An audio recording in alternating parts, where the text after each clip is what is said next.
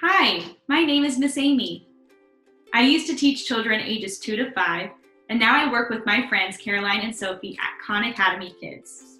I use my teaching background to help my team learn about ways they can help children learn and teachers teach.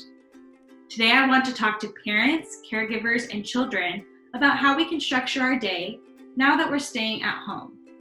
I'm going to provide you a link in the description below to download some fun printables so that you can make a schedule together. This time of remote learning is showing us all the skills that it takes to be a teacher. Teachers have a set of standards that they break down and figure out how to teach so that students can be successful in their next academic year. They think about how to make lessons really fun and engaging, and they also manage the logistics of a school day, teaching children how to walk in line, how to be respectful to each other, how to take turns and manage their emotions.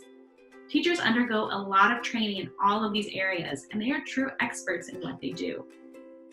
Parents, while this is a time of adjustment that may be requiring you to adapt and figure out how to homeschool and juggle work in a really short time frame, I want to assure you that you are enough, and you are not alone.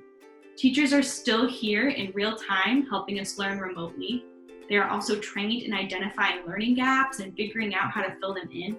When we get back, teachers will have spent a lot of time thinking about how to meet kids where they are and get them to where they need to be. In the meantime, it's important to keep practicing what we do know and learn a little bit each day. Today, I thought it would be really fun to walk through how to make a schedule. So I'm going to take you over to my super special schedule making corner, and we are going to make part of our schedule together. First, I'm going to make a list of all the things that I like to do. So for me, that's coloring, playing with my dogs, and learning on Khan Academy Kids. I also love to practice math. There are also some things that I need to do every day, even though some of these things are not my favorite. For me, those things are reading and chores.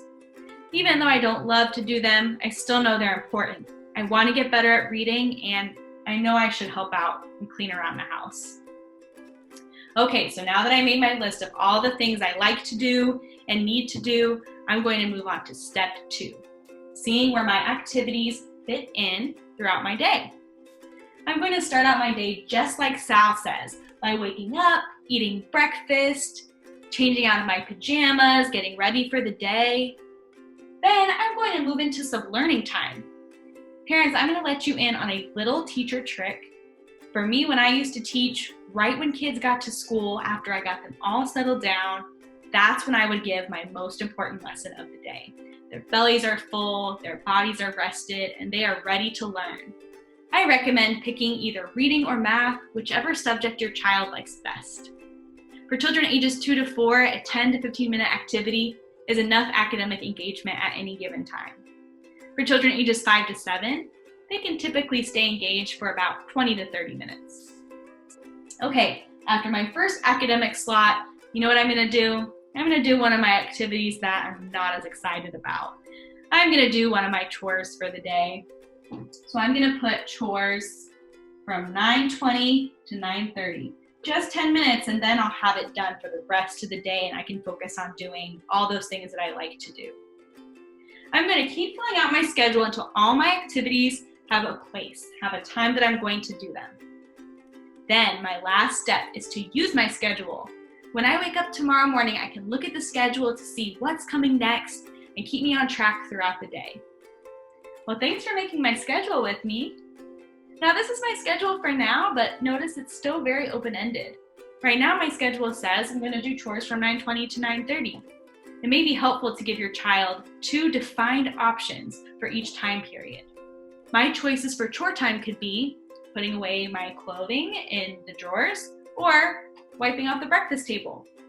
My choices for math time could be practicing writing my numbers or learning math on Khan Academy Kids. Remember, parents, the most important thing right now is to focus on health.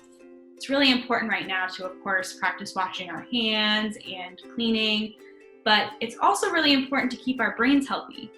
For a lot of people and children, our brains and emotions feel better when we have a structure to our day. We know when things are going to happen and in what order. We know what happens next. But for some people, schedules can feel boring or even demanding. It can make us feel like if we didn't get to everything on the schedule, we didn't do a good job that day. Because of this, we want to treat a schedule more like a guide. We will try to do the things like we planned, but we can be flexible. We can be kind to ourselves if things change. And if this schedule stops working for us, guess what? We can sit down again and redo it. We can take these things off and move them around. We can ask questions like, what part of the day do we like? What part of the day do we want to change? Is there a different choice we can offer for math? Just like teachers spend a lot of time teaching things that are not academic, parents, it's okay for academics to be secondary to teaching household skills and emotional regulation. We can learn about helping to keep our house clean, how to share with our siblings, and how to think of fun things to do all by ourselves. I hope you'll click the link in the description and print out a schedule just like mine. If you don't know where to start, we have an example linked below. Don't forget to check out our Circle Time videos each day at 10 a.m. here on our YouTube channel. I'll see you there.